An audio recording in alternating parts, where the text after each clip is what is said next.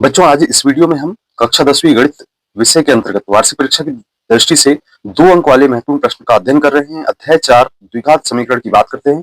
सबसे पहला प्रश्न, जैसा कि स्क्रीन पे आप देख रहे हैं कि जांच कीजिए कि x धन 1 की घात 2 बराबर 2x ऋण 3 एक द्विघात समीकरण है। बच्चों, सबसे पहले तो आपको पता होना चाहिए कि द्विघात समीकरण है तो इसके लिए क्या करना होगा। आपको एक व्यापक रूप ध्यान में होगा कि जो द्विघात समीकरण का व्यापक रूप है वह होता है ax स्क्वायर धन bx धन c बराबर 0। अगर इस रूप में यह समीकरण हमें मिल जाता है तो हम कहेंगे कि ये एक द्विघात समीकरण है।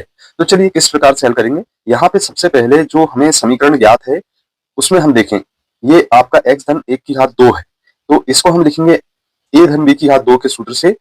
a का वर्ग अर्थात x का वर्ग धन 2ab अर्थात 2 गुणित x गुणित 1 b का वर्ग अर्थात 1 का वर्ग लिखेंगे। अब इसके बराबर हम लिखते हैं 2 का गुणा करते हैं 2x में, तो 2x ऋण 2 तिया 6 हो जाएगा। चलिए इसे और सरल करें तो यहाँ पे हम देखते हैं x की घात 2 है और 2 का x में गुणा होगा और 1 में गुणा होगा तो 2x के बराबर होगा, और 1 की घात 2 का मतलब है 1 का 2 बार आपस में गुणा, तो ये 1 प्राप्त होगा और यहाँ पे हमें 2x ऋण 6 मिल जाता है। अब चलिए बच्चों पक्षांतर करते हैं, तो x की घात 2 धन 2x लिखा हुआ है, हम पक्षांतर करेंगे जो बराबर के उस तरफ जो राशि है 2x का, तो धन 2x से ये ऋण 2x में परिवर्तित हो जाएगा और ऋण 6 धन 6 में परिवर्तित होगा और इसके बराबर बचेगा हमारे पास शून्य। अब देखिए बच्चों, यहाँ पे 2x और ऋण 2x आपस में कैंसिल हो गए क्योंकि एक धनात्मक है दूसरा ऋणात्मक है। अब ध्यान देने वाली बात यह है कि यहाँ जो प्राप्त हो रहा है उसे लिख देते हैं, तो x की घात 2 प्राप्त हो रहा है और 6 में 1 जोड़ देते हैं तो धन 7 हो जाता है और बराबर शून्य। अब चूंकि यहाँ पे घात 2 वाला एक समीकरण हमें प्राप्त हो रहा है, इसका मतलब यह है कि यह जो हमें व्यापक रूप पता है a x की घात 2 धन b x धन c बराबर 0 का एक रूप है। अतः हम कहेंगे कि दिया गया जो समीकरण है वह एक द्विघात समीकरण होगा। इस प्रकार से बच्चों अब हम दूसरे प्रश्न की बात करते हैं, जैसे कि आपको स्क्रीन में दिख रहा है, जिसमें लिखा है कि जांच कीजिए कि x ऋण 2 की घात 2 धन 1 बराबर 2x ऋण 3 एक द्विघात समीकरण है।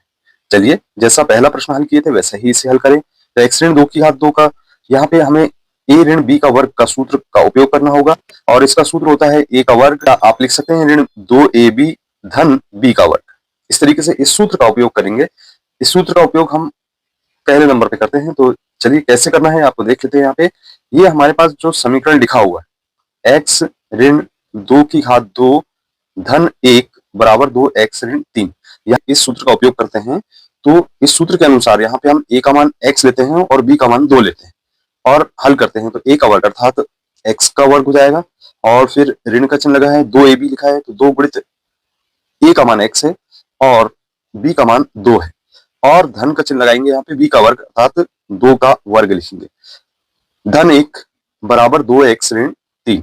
इस तरीके से इसे लिख लेंगे। अब इसको सरल कीजिए, तो सरल करने पर यह होगा x की घात 2 ऋण 2 दूनी 4x धन 2 का वर्ग अर्थात 4 और धन 1, बाकी पक्षांतर कर लें तो 2x का पक्षांतर करेंगे ऋण 2x होगा और 3 का पक्षांतर करेंगे धन 3 बराबर हमें शून्य प्राप्त हो जाता है। देखिए अब ध्यान से, यहाँ पे ये x की घात 2 है और सबसे पहले इसे लिख देते हैं। अब 4x वाला पद है और 2x वाला पद है, दोनों ऋणात्मक है इसलिए दोनों जुड़ जाएंगे, तो यहाँ पे हो जाएगा 6x और फिर जो अचर पद हैं उनको जोड़ लेते हैं, तो 4 और 1 5 और 3 8 अर्थात यहाँ पे लिखेंगे धन 8 बराबर शून्य। अब आप देखिए ये जो समीकरण प्राप्त हुआ है वह ax की घात 2 धन bx धन c बराबर 0 का एक रूप दिखाई दे रहा है। इससे तुलना करके देखें, यह द्विघात समीकरण होगा, तो इसे लिखेंगे हम यह द्विघात समीकरण है। तो बच्चों इस तरीके से ये दूसरा प्रश्न था। चलिए आइए अब हम प्रश्न क्रमांक 3 की बात करें, जिसमें आपको गुणनखंड विधि का उपयोग करना है और जो ज्ञात समीकरण है जिसमें आपको गुणनखंड विधि का उपयोग करना है और जो ज्ञात समीकरण है उसके मूल ज्ञात करना है।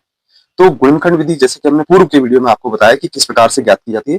सबसे पहले तो यहाँ पे आपने जो समीकरण ज्ञात है उसको लिख लेते हैं। ये समीकरण दिया गया है x की घात 2 ऋण 3x ऋण 10 बराबर शून्य।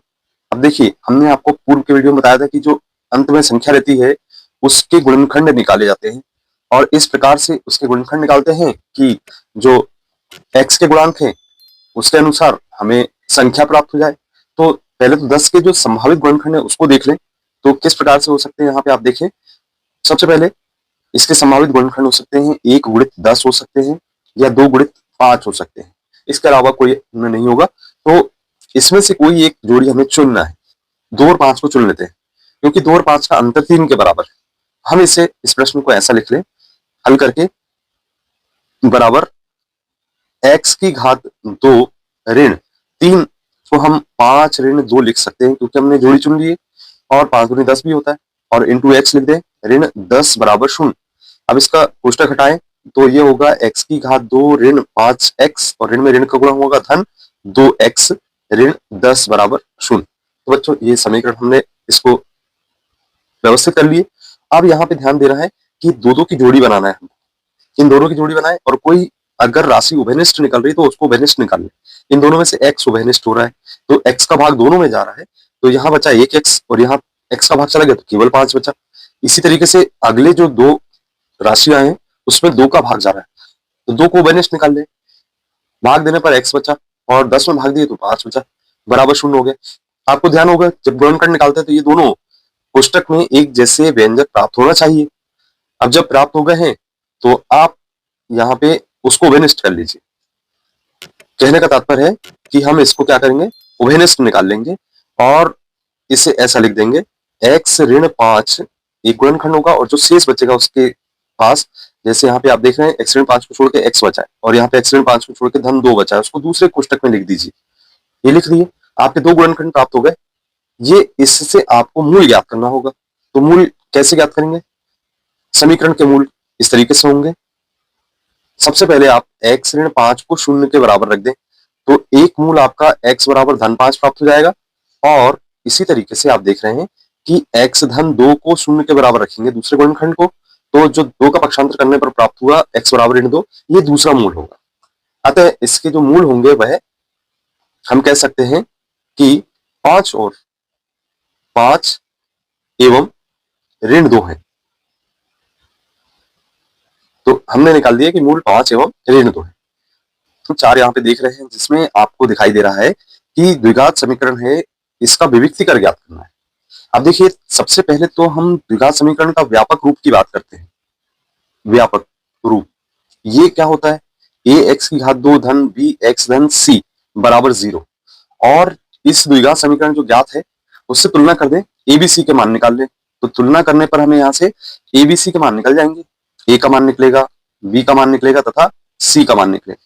तो आप यहाँ से व्यापक रूप निकालने के लिए इसका समीकरण की तुलना करें तो x की घात 2 का जो गुणांक है वह a का मान अर्थात 2 प्राप्त हो गया x का गुणांक अर्थात b का मान है अर्थात 4 प्राप्त हो गया और c का मान 3 के बराबर प्राप्त हो गया। इस तरीके से abc का मान निकाल ली।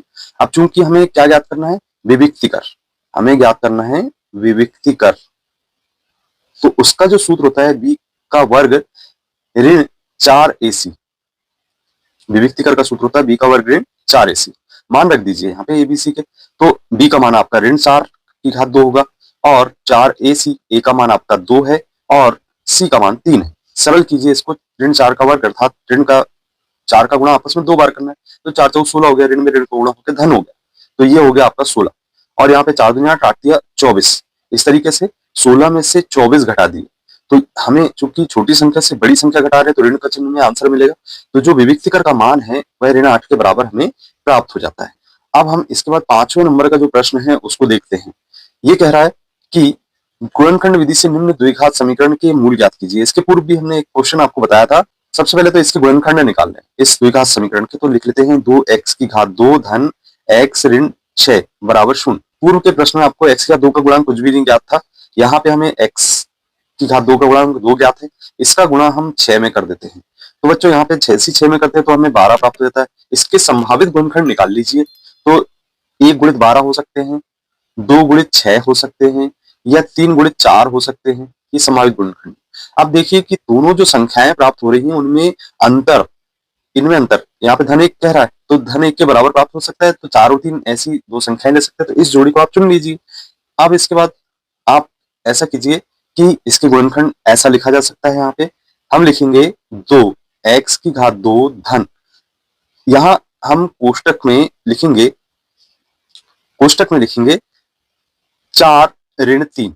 देखिए आपको 4 ऋण 3 इसलिए लिखेंगे, 4 में से 3 घटाने पर 1 प्राप्त होगा और इंटू एक्स मिल जाएगा, और 4 और ऋण 3 का गुणा जब करेंगे तो ऋण 12 प्राप्त हो जाएगा, और यहाँ से जो ऊपर ऋण 6 लिखा उसे लिख दीजिए।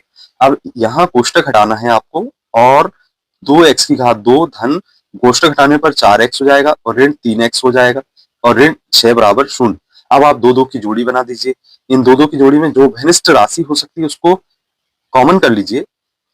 आप यहाँ से ओवेनिस्ट लीजिए, तो जिस संख्या का भाग जा रहा है वो लिख दीजिए, और राशि का भाग जा रहा है तो लिख दीजिए। 2x का भाग जा रहा है तो 2x का भाग देने पर यहाँ पे 1x बचेगा, और यहाँ पे 2x का भाग देंगे तो 2 दूनी 4 होता है, तो 2 बचा और x शेष नहीं रहेगा। अब यहाँ से ऋण दोनों में ओवेनिस्ट है, इसका मतलब ये है कि कोष्टक के अंदर चिन्ह धनात्मक प्राप्त होगा, और दोनों में कोई संख्या से भाग जा रहा है, जैसे 3 का भाग दोनों में जा रहा है, 6 में भी और 3 में भी, तो 3 को ओवेनिस्ट कर लीजिए। यहाँ पे x प्राप्त होगा, धन का चिन्ह प्राप्त होगा क्योंकि ऋण था, ऋण ओवेनिस्ट ले लिए, धन बचा, और 6 में 3 का भाग देने पर हमें 2 प्राप्त हो गया। इस प्रकार से बच्चों ये दोनों कोष्टक हमेशा एक जैसे ही मिलेंगे। x धन 2 ओवेनिस्ट लेना है आपको, और फिर कोष्टक में आपका 2x ऋण 3 ज्ञात होगा। अब इसके बाद आपको चूंकि मूल ज्ञात करना है, अब मूल ज्ञात करने के लिए जैसे कि आप जानते हैं कि सबसे पहले आपको पहला गुणनखंड है x धन 2, इसके बराबर 0 रखिए, पक्षांतर कर दीजिए तो x बराबर ऋण 2 मिल गया, ये आपका पहला मूल हो गया। अब आप दूसरा मूल ज्ञात करेंगे, तो दूसरा गुणनखंड है आपका 2x ऋण 3 बराबर 0, पक्षांतर कर दीजिए 3 का तो धन 3 हो गया, और x का जो गुणा है वो बट्टे में चला गया तो 3/2 प्राप्त हो गया। इस तरीके से दोनों मूल मिल गए। पहला मूल आपका ऋण 2 होगा और दूसरा मूल आपका 3/2 होगा। अब बच्चों इसके बाद हम अगला प्रश्न देखें, जिसमें आपको ये भी बहुत महत्वपूर्ण प्रश्न है। क्या लिखा है कि k का ऐसा मान ज्ञात करना है यदि है जिसमें यदि 2x का 2 धन kx धन 3 बराबर 0 के 2 मूल बराबर मूल है। अब चूंकि हम ये कह सकते हैं कि बराबर मूल है, तो मूल बराबर होता है, तो आपको ध्यान होगा कि मूलों की जो प्रकृति है, आपका विविक्ति कर का मान 0 के बराबर होता है। विविक्ति कर का मान 0 के बराबर होता है। सबसे पहले तो हम यहाँ पे आप क्या करें, व्यापक समीकरण से इस दिए गए समीकरण की तुलना कर दीजिए। तो हमारा व्यापक समीकरण क्या है ये देख लेते हैं। व्यापक समीकरण द्विघात समीकरण का तो ये होता है ax की घात 2 धन bx धन c बराबर 0। यहां से हम abc के मान ज्ञात कर ले बच्चों, तो a का मान आपको मिल जाएगा तुलना करने पर x की घात 2 का गुणांक 2 है, b का मान मिल जाएगा तुलना करने पर k मिल गया x का गुणांक, और c का मान मिल गया हमें 3 के बराबर। ये abc के मान ज्ञात हो गए। अब चूंकि मूल बराबर है, हम कह रहे हैं मूल बराबर है, जैसा कि प्रश्न में शर्त दी गई, इस स्थिति में जो हमारा विविक्ति कर का मान है वह 0 के बराबर होता है। b का वर्ग ऋण 4ac बराबर 0 प्राप्त के बराबर होता है।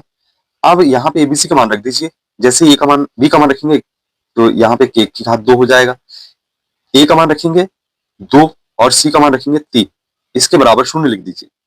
अब इसको सरल कीजिए तो k की घात 2 और गुणा कर दीजिए, 4 दूनी 8 दिया 24 बराबर 0 हो गया। अब इसे फिर से सरल कर ले बच्चों, तो सरल करने पर हम देखते हैं कि पक्षांतर कर देते हैं, k की घात 2 बराबर धन 24 हो जाता है। अब 24 को हम यहाँ पे चूंकि k का वर्ग लिखा हुआ है तो हम वर्ग घटाएंगे तो इस तरफ वर्गमूल लग जाएगा, तो इसे 24 लिखेंगे। अब चूंकि 24 के गुणनखंड क्या आप निकाल सकते हैं, तो बिल्कुल निकाला जा सकता है। इसके गुणनखंड होते हैं 4 × 24, 4 × 6, 4 के वर्गमूल निकाले जा सकते हैं। तो इसके अनुसार धन ऋण वर्गमूल निकाले 4 का 2 हो गया और करनी में बचा हमें 6।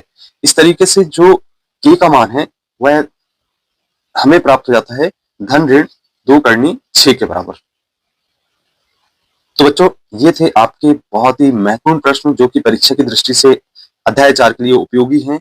इसी प्रकार से आप देखें कि पिछले अध्यायों के भी वीडियो आपको एंड स्क्रीन पर यहाँ दिख रहे हैं, उनको क्लिक करके भी आप देख सकते हैं। यदि आपको कंटेंट पसंद आता है तो चैनल को सब्सक्राइब जरूर करिएगा और वीडियो को लाइक करें और कमेंट भी कीजिएगा।